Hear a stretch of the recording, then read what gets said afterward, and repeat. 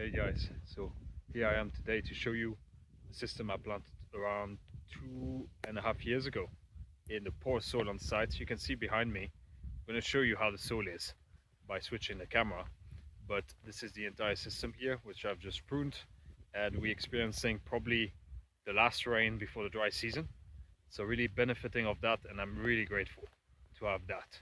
It's really important after pruning. Since we pruned about 1 week ago, I irrigated this system like about 3 times in the last 10 days, a deep irrigation to really get them going before the temperatures become really warm. So let's switch the camera. I'm going to show you about the system and some lessons that I've learned here that are really important.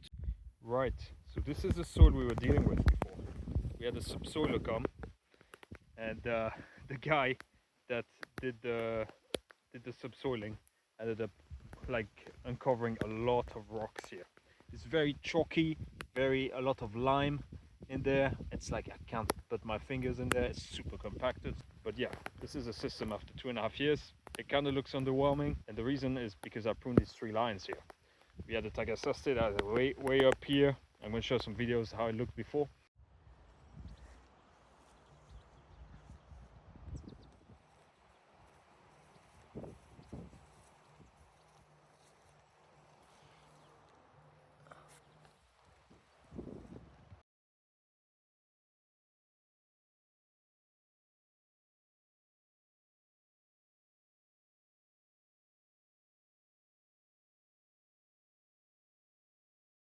And basically the system is 3 lines that are planted very close together.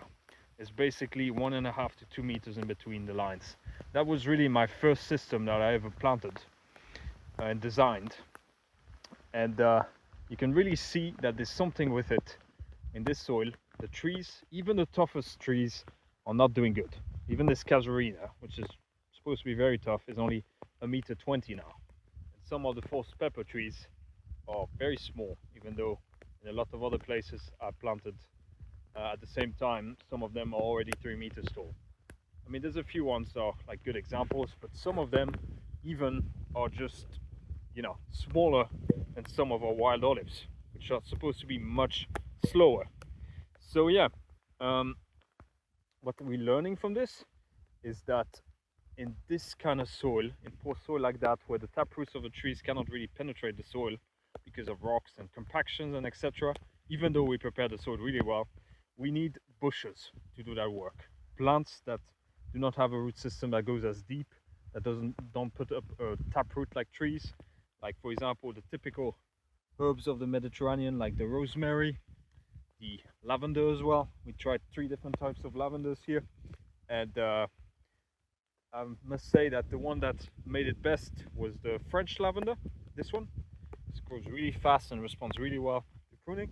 We also have some spontaneous of these Dittricha viscosa that are amazing plants. I wish they would propagate much easier.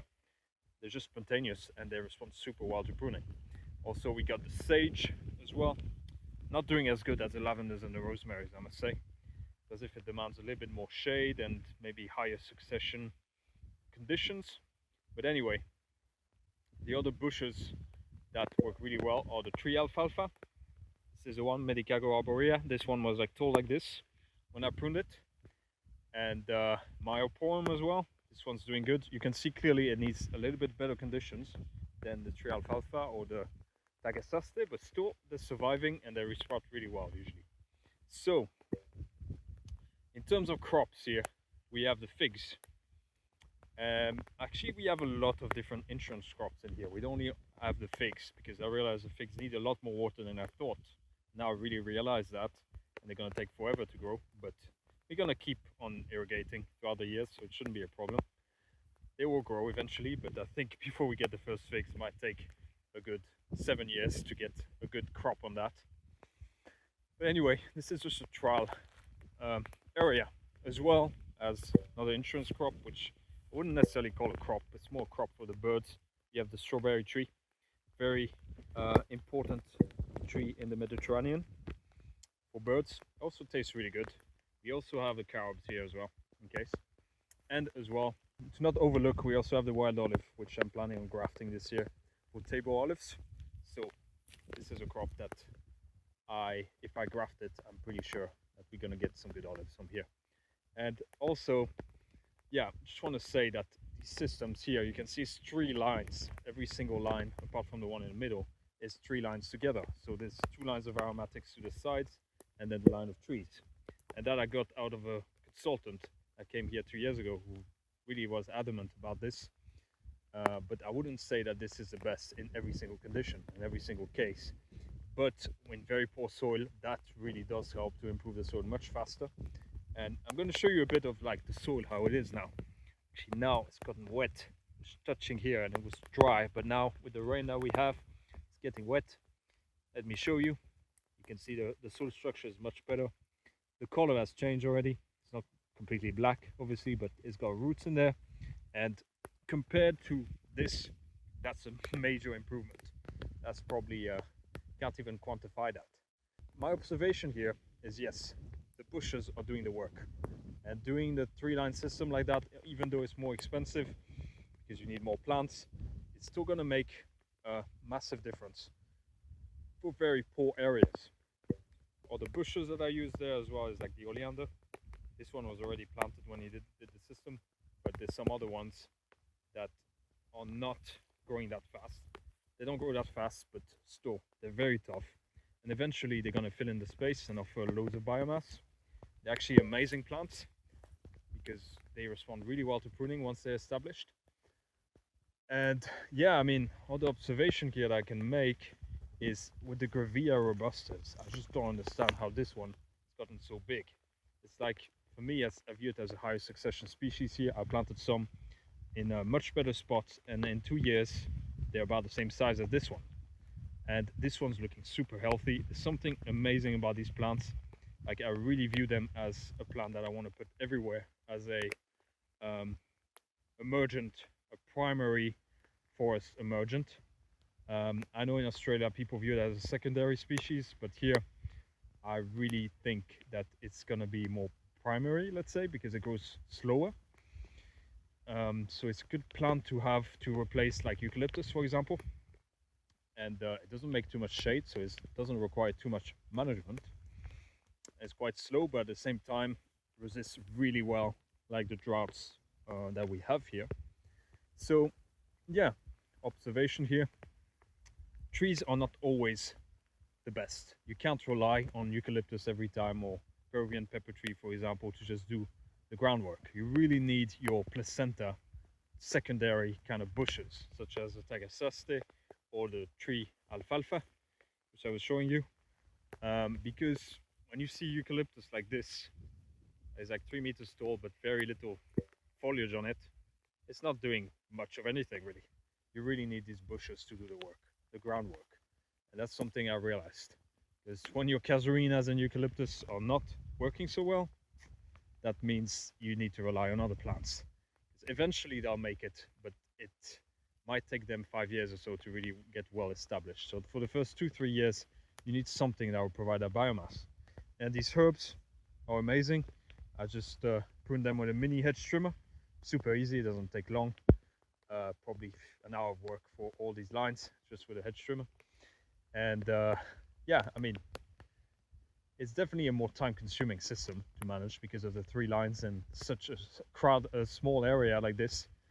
I mean, it's only 4 meters between these 3 lines and about 25 meters long. So yeah, not the best economically speaking, but really it shows me that we can restore soil using this technique with the 3 lines like that. So we got Artemisia here, which I replanted because lavender died. It's doing really good in this climate too. Also, we got the viburnum here, which is our latest succession species. That's going to be our low strata. And we also have ash here, the narrow leaf ash, desert ash, that works super well here. And you can see it's even growing faster than the casuarina, which I still don't understand how these later succession species can grow faster than the more pioneering ones. Also, I thought. And here we have actually birds starting to plant. This is amazing. This is a palmito. This is the only palm of Europe, and it's a tiny little palm that is it's a tiny little palm tree that is very shade tolerant as well, which could be a potential low strata. Not, it doesn't handle pruning that well, but still, we can see that there's improvements when you see the birds planting. And yeah, this is what I wanted to share. Figs struggling here, but eventually, who knows, 7 years from now, you might enjoy the first figs. That's how long they take really to grow, these fig trees, unless you have loads of water, which is not our case. But yeah, they're being protected quite nicely by the Medicago arborea here, which is about to go dormant for the summer. The lessons to take away from this is simple. Really take advantage of the last rains that you have here. It's really important when these last rains happen that you've irrigated your system really well so it can infiltrate even deeper for the summer, because that's the last time really that your the water in your soil is gonna go deeper. It's really important to get your roots established, especially your tap roots. And as well as I'm saying, not every single place needs trees straight away. It needs bushes that pave the way for the trees afterwards that will take the space.